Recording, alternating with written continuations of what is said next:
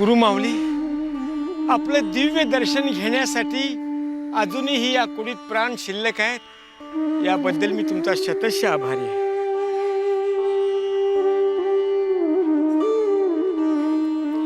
काका, अहो मठापर्यंत आलात आणि महाराजांचं दर्शन घेतलं नाहीत? घेतलं की. दर्शन घेतलं? हो. येतो मी.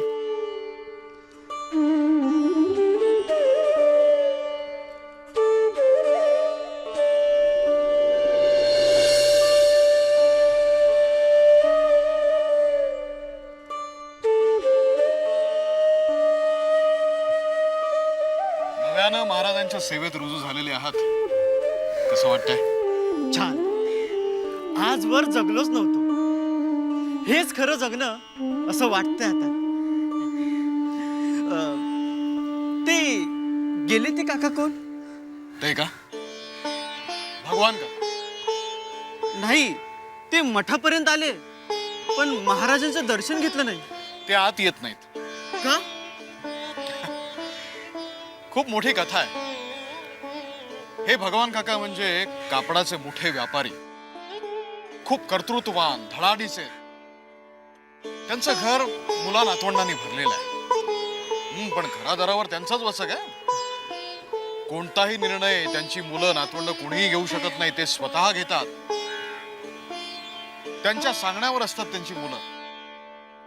कुठलाही निर्णय घ्यायचा असेल स्वतः घेणार. अतिशय अहम आहे त्यांच्यामध्ये.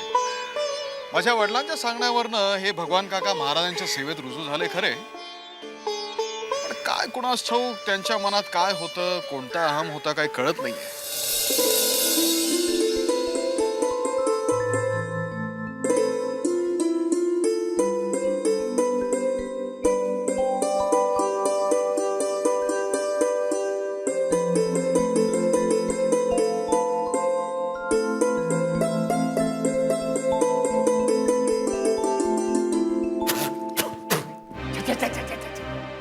हे काय जेवण आहे?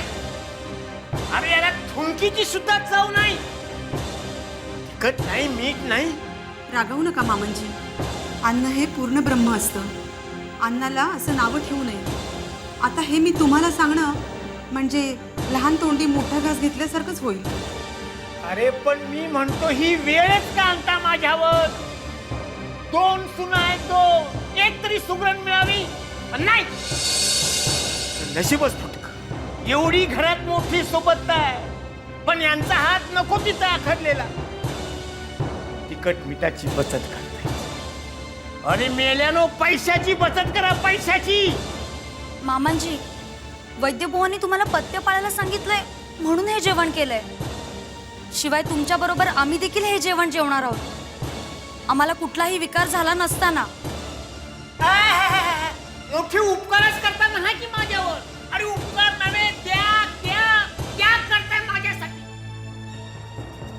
हा तुमचा त्यागही नको आणि असले हे बेचव जेवणही नको. तळमळी झाली.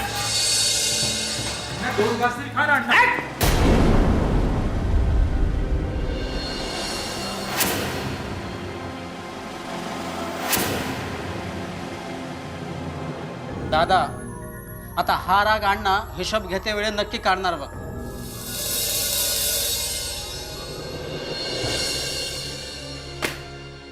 गाडीची अक्कल नाही तुम्हा दोघांना.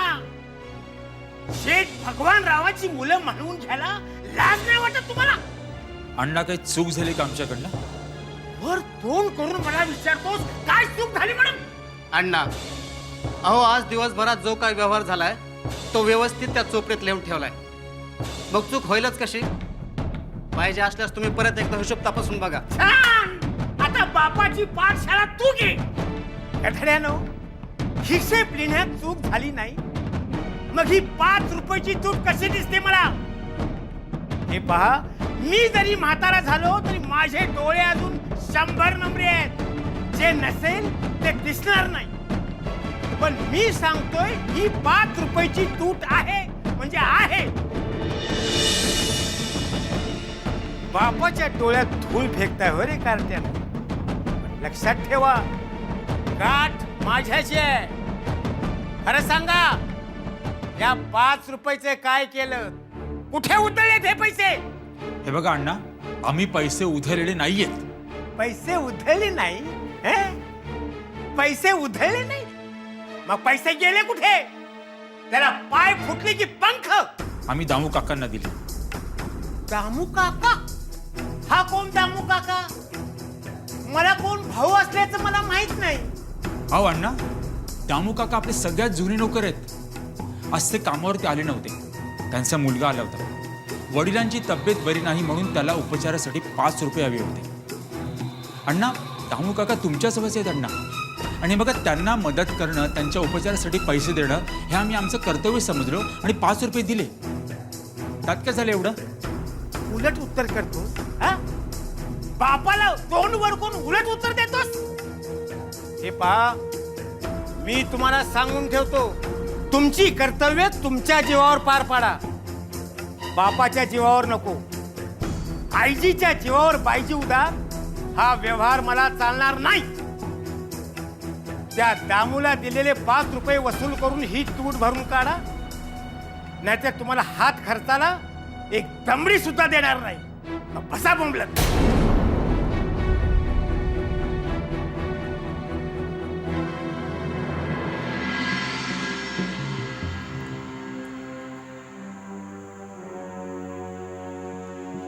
मामांजींच्या अशा वागण्याचं काय करावं तेच कळत नाही.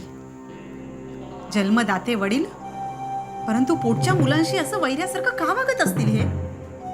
बघ ना, घरातल्या सुनेला लक्ष्मीचा दर्जा दिला जातो, पण इथे लक्ष्मीवरून म्हणजे पैशावरून आम्हाला बोललं जातं. तरी एक बरं आहे की मामांजींकडे आम्ही काही मागायला जात नाही म्हणून. पण त्यावरूनही त्यांचा संशय, सुना माझ्याकडे हात का नाही पसरत?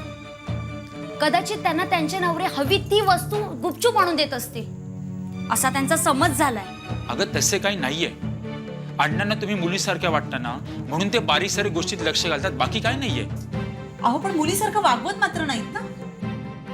त्यांची पोटची मुलगी सासरी गेली, तिची कधी विचारपूस नाही केली आणि म्हणे आम्हाला मुलीसारखं वागवणं. आरती, का? मी काय चुकीचं बोलले का? कबूल आहे सगळं. अण्णांचं हे वागणं आपल्या कोणालाच पसंत नाही, म्हणून याच्यावर काय उपाय करायचा ही चर्चा करण्यासाठी आपण इथं एकत्र जमलो. अण्णांच्या वागण्याची उजळणी करण्यासाठी नाही, समजलं? दादा तू? अरे मला तर काही समजतच नाहीये. कधी कधी मला वाटतं मी अजूनही कुकुलं बाळच आहे. अरे कवडी इतक्या निर्णय घेण्याचं स्वातंत्र्य नाहीये मला. अरे पण हे कुठंतरी थांबलं पाहिजे, असं नाही का वाटत तुला? अरे हो, पण कोण थांबवणार, कसं थांबवणार? पण अशी कुणीही व्यक्ती नाही जी मामांजींना समजावू शकेल आणि जिचं मामाजी ऐकतील.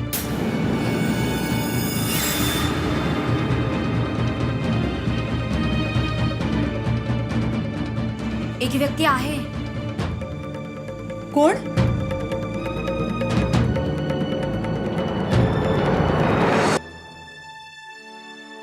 छे छे छे छे छे. अरे भवानी, हे तुम्हाला काय करायला सांगतोस हा? हे बघ, गजानन महाराज संत पुरुष आहेत वगैरे, मला सगळं मान्य आहे. अरे त्यांचा मीही आदर करतो, पण त्यांच्या सेवेत रुजू होणं हे मला मान्य नाही. हा भगवानराव आयुष्यात कुणाची चाकरी करणार नाही. हे काय बोलतोयस भलतच? अरे महाराजांची सेवा करणं म्हणजे त्यांची चाकरी करणं नाही. अरे ज्या कामाचा, ज्या गोष्टीचा आपल्याला मोबदला मिळतो त्याला चाकरी म्हणतात. नाही नाही, महाराजांच्या सेवेत मोबदला मिळतो हे तू मला मागच्या खेपेला बोलला होतास. हो, पण तो मोबदला आध्यात्मिक प्रगतीच्या स्वरूपातला असतो. अरे महाराजांकडून मिळालेला हा असा प्रसाद आहे की ज्यामुळे आपण माणूस म्हणून कसं जगावं हे शिकतो. अरे पण माणूस माणूस म्हणून कसं जगावं हे शिकायला महाराजांची सेवा कशाला करायला हवी? आता हे यावर मी काय बोलू?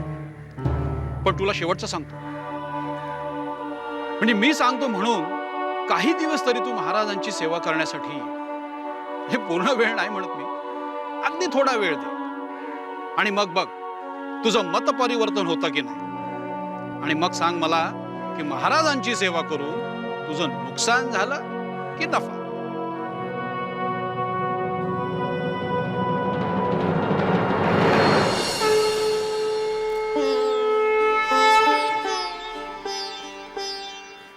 महाराज महाराज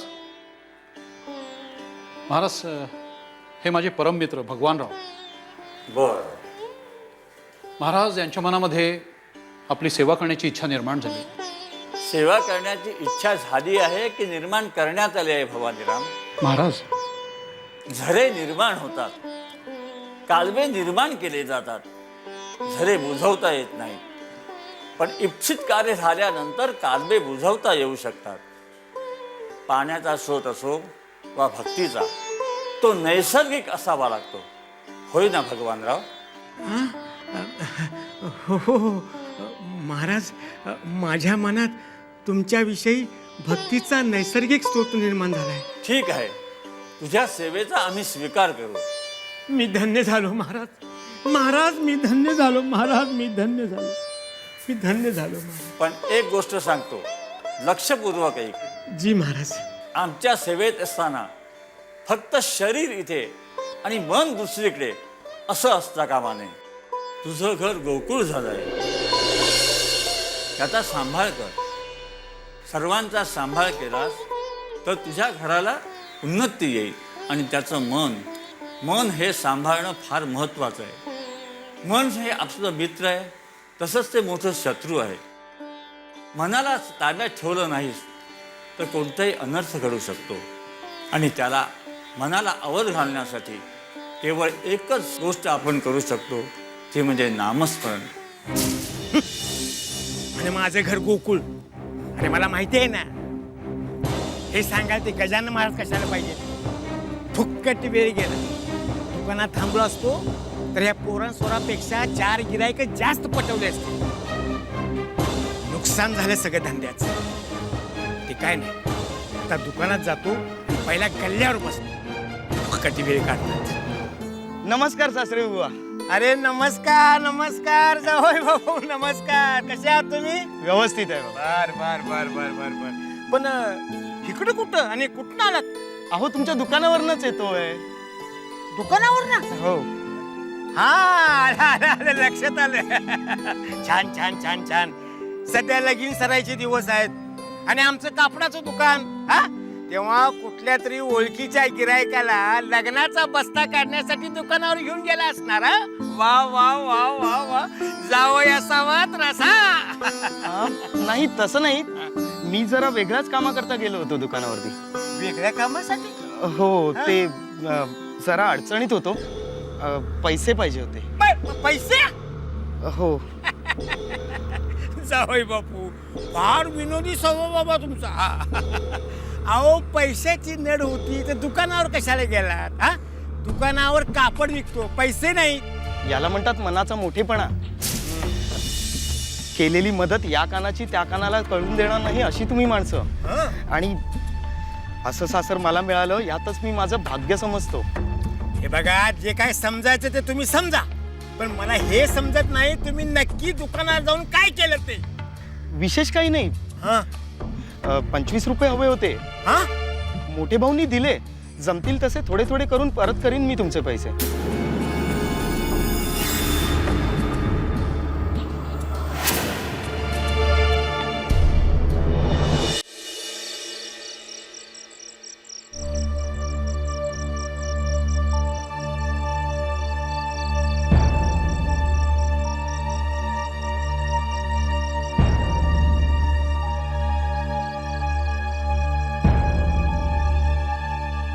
एवढी मोठी जोखीम घेतलीत तरी कशी तुम्ही? मामनजींचा स्वभाव तुम्हाला ठाऊक नाही का? माहितीये का अगं, पण जावई बापू दुकानामध्ये आले आणि त्यांनी पैसे मागितले तेव्हा अण्णा येतो आणि त्यांना विचारून सांगतो असं उत्तर द्यायचं का आम्ही? ते बरं दिसलं असतं का? ते सगळं बरोबर आहे हो तुमचं, पण आता परिणाम आपल्याला भोगावे लागतील त्याचं काय? खरंय, मामाजींच्या तोंडाचा पट्टा एकदा चालू झाला का त्यांना कोण आवरू शकतो? घालून पाडून बोलतात, डोळ्यात पाणी देखील येतं, पण वर तोंड करून रडणार तरी कसं? रडले का मग हेच बोलणार. आता का रडताय? तुमचा सासरा मेलाय का? श्राद्ध घाला तर त्याचं. पण आजोबा असं का वागतात ते आपल्याशी? आपण शत्रू आहोत त्यांचे. सुमन, तू गप्प बस. तुला यातलं काही कळणार नाही. दादा, यावर मार्ग कसा काढायचा याचा विचार करायला पाहिजे. कारण अण्णा आता कोणत्याही क्षणी घरी येतील. मी आलोय.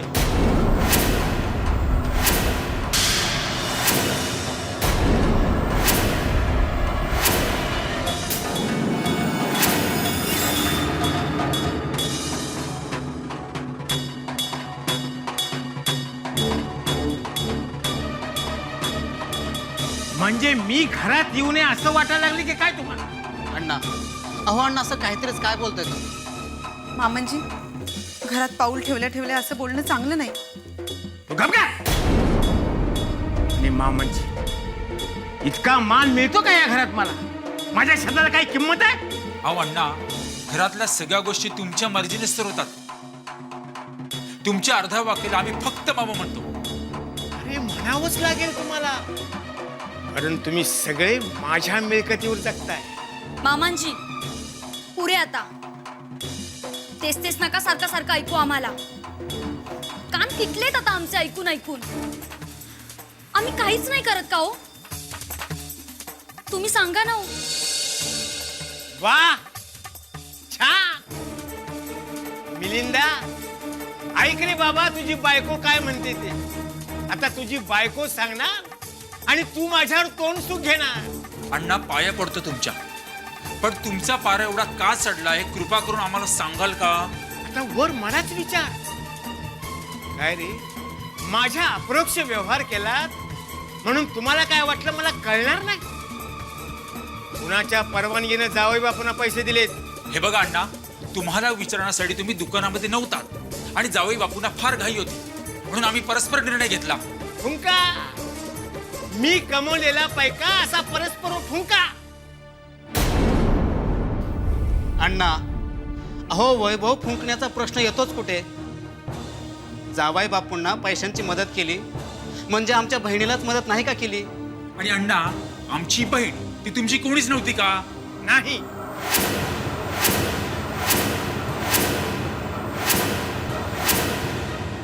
माझ्या परस्पर व्यवहार करणारे तुम्ही सुद्धा माझे कोणी नाही. तुम्हाला शेवटची तंबी देतो. माझ्या म्हणण्याप्रमाणे तुम्ही इथं राहत असाल तर राहा, नाही तर माझ्या घरातून चालते व्हा तुम्ही. मला कुणाचीही गरज नाही. पुरे झालं मामांजी, आता अति झालं. अपमान अपमान अपमान तरी किती सहन करायचा आम्ही? मग करू नका. का थांबलात का? चला निघा, तोंड काळी करा तुमची इथून. अण्णा, आम्ही खरंच गेलो असतो, पण या वयामध्ये तुम्हाला असं एकटं टाकून आमच्यानी जावं होणार नाहीये. अरे एकदा तरी प्रामाणिकपणे कबूल करा की तुमचा डोळा माझ्या वैभवावरती आहे आणि हे वैभव सोडून जायची तुमची इच्छा नाही. कारण एवढं वैभव उभं करण्याची धमक तुमच्यात नाही. अण्णा बास, खूप झाला आता. यापुढे एक शब्द ऐकून घेण्याची इच्छा नाही आमची. दादा, वहिनी, या क्षणी आपण हे घर सोडून जातोय. चला.